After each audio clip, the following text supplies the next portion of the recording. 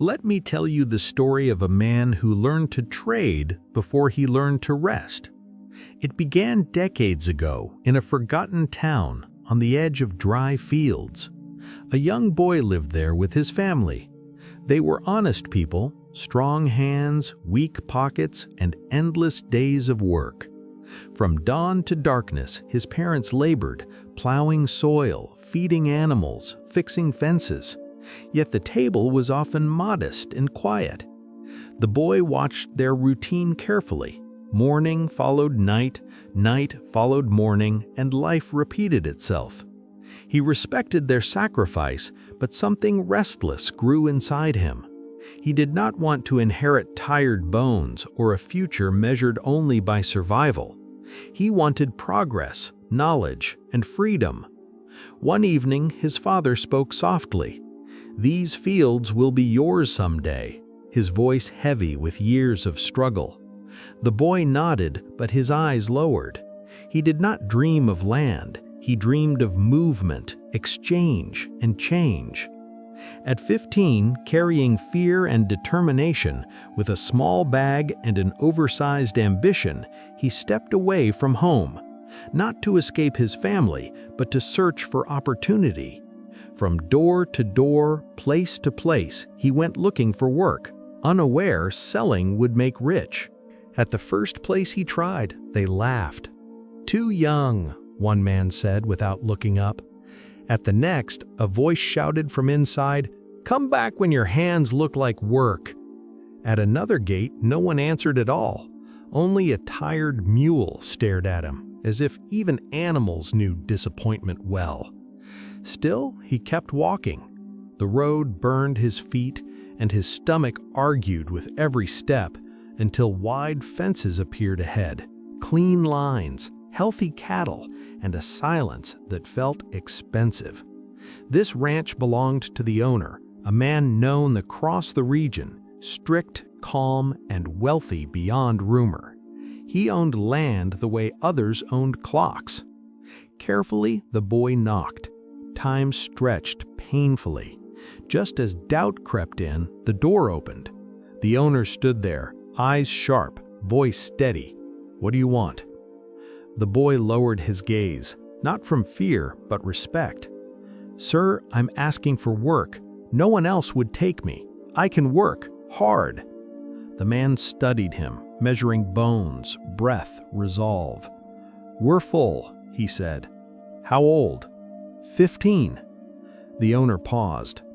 "Too young," he muttered, then added, "But wanting work is rare. Find the supervisor. If you last today, you return tomorrow."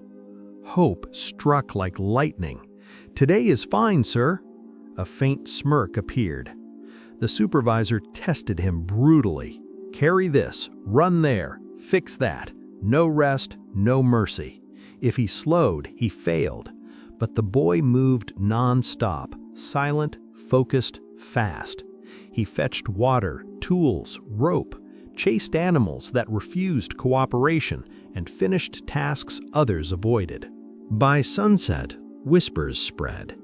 "That kid doesn't stop."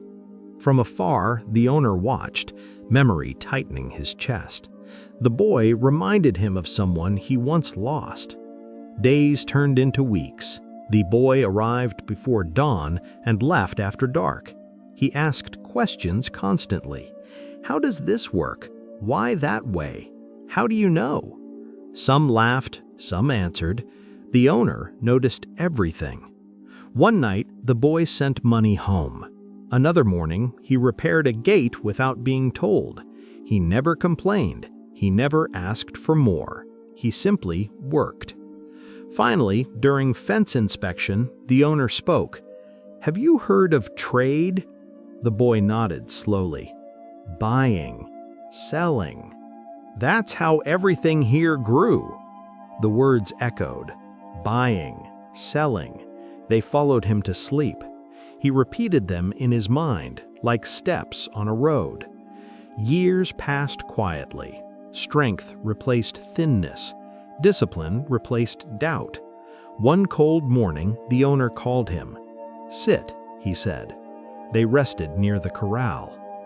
"When I was young," the man began, "I learned that value is invisible. You create it." He drew lines in dirt. "Buy what others ignore. Improve it. Then let it go." The boy listened, unmoving. "Save first," the man added. "Patience beats strength. Speed ruins judgment." "How do I start?" the boy asked. The owner looked at him carefully. "How much have you saved?" "Almost all of it." The man nodded. "Good," he said. "Then you're ready to begin. But remember this: listening earns more than talking, and silence closes more doors than force ever will." They sat quietly for a while. Wind moved the grass. Cattle breathed slowly. "People reveal everything," the owner said, "if you let them." He picked up a stone. "Never rush a decision. The one who speaks first usually gives up ground." That afternoon, he returned to work, but his hands felt different. Every task now carried meaning. Every movement felt like training. At night, he wrote notes on torn paper, simple words, crooked letters, serious promises. He promised himself to waste nothing, not time, not effort, not opportunity. Months passed. The owner tested him silently. He delayed answers. He stayed quiet during talks. The boy learned to wait, to observe, to measure. When mistakes happened, the owner did not rescue him. He let consequences teach. Slowly, confidence replaced fear. The boy no longer worked only with muscles. He worked with attention. One evening, as the sun fell, the owner finally said, "Soon you will see your first deal. Until then, watch, learn, and keep your mouth closed." That night, sleep came slowly. Dreams mixed with numbers, faces, land. He thought of his parents, their tired hands, their quiet hope. He knew this path was uncertain, but it was his, not borrowed, not inherited, earned step by step. Outside, the ranch rested. Inside, the boy prepared himself, not for wealth, but for responsibility. Because selling was not tricks. It was understanding people, timing, and restraint. And he was ready to learn. Tomorrow would not bring miracles, only lessons, repetition, patience, and quiet progress. He accepted that fully, knowing growth came slowly, and those who endured longest usually walked away stronger, wiser, and free in the end, with no shortcuts at all. The real lesson began without announcement. One morning, the owner saddled 2 horses and motioned for the boy to follow. "Today," he said, "you watch."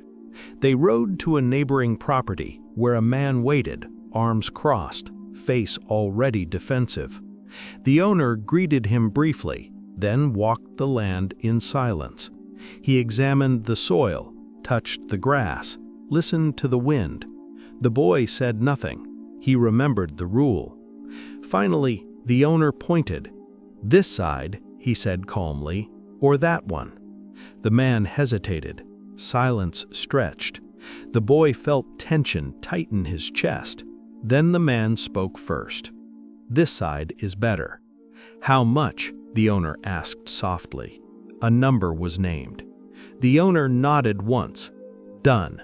No arguing, no speeches, just clarity. Papers signed, hands shaken. The deal ended as quietly as it began. As they rode back, the owner spoke again. "You saw it?" "Yes, sir." "What did you learn?" "That silence works." The man smiled slightly. "And preparation." From that day on, the boy trained differently. He listened more than he spoke. He noticed patterns: who complained, who hesitated, who wanted out. He learned that urgency lowered value and patience raised it. At 18, the owner finally said, It's time for you." The boy's pulse jumped. "You will look for something small, close to the road, not pretty, but useful." "What if I fail?" "You will," the man replied. "That's part of the cost." The boy searched carefully. He asked questions politely. He listened without pushing. One afternoon, a tired landowner admitted, "I've got a useless patch, dry, forgotten." The boy asked to see it. It was worse than imagined. Dust, weeds, silence. But it touched the road. He remembered the lesson. Potential beats appearance. They negotiated slowly, fairly. When the man named a price, the boy didn't rush. He thought, then nodded. That night, fear kept him awake. Had he made a mistake? Savings were gone. Hope remained. The next morning, he worked the ranch all day, then returned to his land with tools. He dug. Sweat soaked him.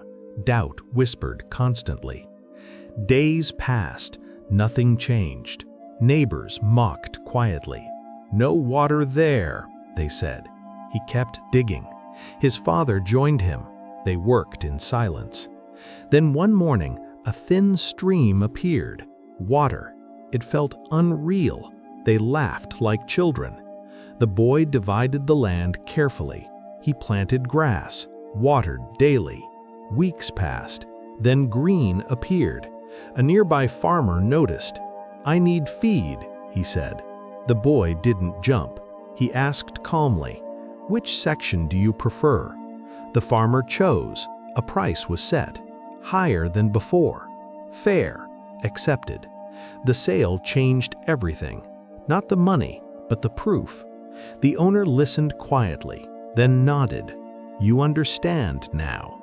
From there, progress came slowly. He repeated the process. Small land, small improvements, clean exits. He reinvested everything. He avoided comfort. No rewards yet, he told himself. Years passed. Mistakes happened. One bad deal hurt deeply. Another nearly broke him. But discipline saved him. He adjusted. He learned. The owner aged. He spoke less, but watched closely. One evening he said, "I won't be here forever. What you've learned must outlive me." The boy understood. This wasn't about land anymore. It was about judgment, restraint, understanding people's needs without exploiting them. By his late 20s, he owned several plots. Nothing flashy, everything intentional. He paid his parents' debts. He built them comfort, quietly. One afternoon, he rode alone across his land. Fences stretched far. Grass moved gently. He remembered walking dusty roads with nothing but hunger and hope. Selling had not made him greedy. It made him precise, patient, aware. He knew wealth was temporary, skill was permanent, and every deal, every pause, every silent moment reminded him of the lesson he never forgot. Value is created, not found. Time moved forward quietly, as it always does for those who stay focused. The boy was no longer young and no longer uncertain. Experience had shaped his posture, and patience had settled into his voice. The owner, now slower and grayer, called him one final morning. They walked the ranch together, step by measured step. "You've done well," the man said. "But remember this, wealth doesn't come from winning deals. It comes from avoiding bad ones." The words stayed. They always did. After that day, the boy worked alone more often.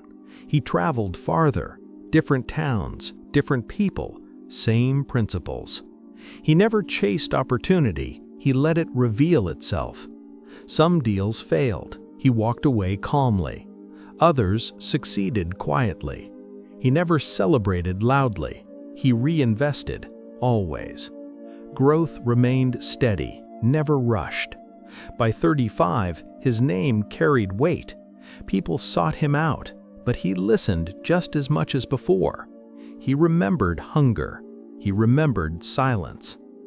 One evening, he stood on a hill overlooking land that once seemed impossible to own. Fences stretched cleanly, grass moved evenly, everything had order. He thought of his parents, their early mornings, their tired hands. Their sacrifice had not been wasted. Selling had not changed his character, it revealed it. It taught him restraint over greed, clarity over noise, and long-term thinking over comfort. And when younger men asked him, "How did you do it?" he smiled gently. "I learned to listen," he said. Not to prices, not to promises, but to people. Because in the end, selling was never about land or money or timing. It was about understanding value and knowing when to wait. One afternoon, while crossing the busy market road, he noticed a familiar figure resting in the shade. The old mentor sat quietly, hands rough, hair silvered by time, eyes still sharp beneath the years. The man approached slowly. "Sir," he said, voice steady but full, "everything I have began with you. You didn't give me money, you gave me direction." The mentor looked up and sighed softly. "That's where you're wrong," he replied. "I gave nothing you didn't earn." He reached into his bag and handed him a drink. They stood there in silence for a moment. Then the mentor spoke again. "In selling, strength means nothing. Speed means little. The ones who win are those who observe, listen carefully, and wait without fear. Life works the same way. No one becomes successful by accident. It takes patience, discipline, and the courage to begin before you feel ready." He turned his gaze forward. And you, listening right now, stop waiting for the perfect moment. Stop hoping someone will choose you. Start where you are. Start small. Learn, fail, adjust, and keep moving. Because life does not reward intentions, it rewards action taken consistently. That is the art of selling. That is the art of living. Until next time.